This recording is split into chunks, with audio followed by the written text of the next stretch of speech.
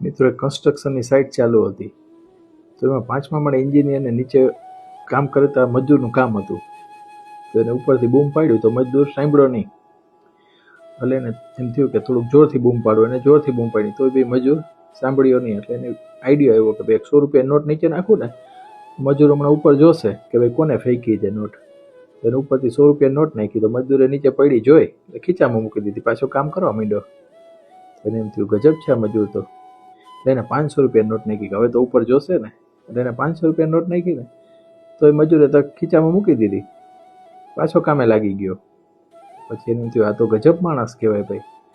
પછી એને એક બાજુમાં નાનકડી પથ્થર પીડ્યો હતો, તો એ ઉપરથી નાનકડો પથ્થર એક નાખ્યો.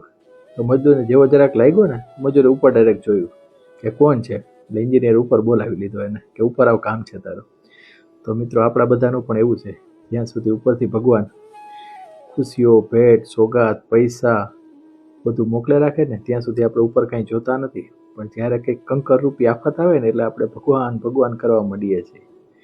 તો મિત્રો એવું નથી, જ્યારે આપણે દુઃખમાં હોય ત્યારે તો ભગવાનને યાદ કરીએ જ છીએ, પણ સુખમાં હોય ને ત્યારે થોડાક વધારે યાદ કરવા જોઈએ.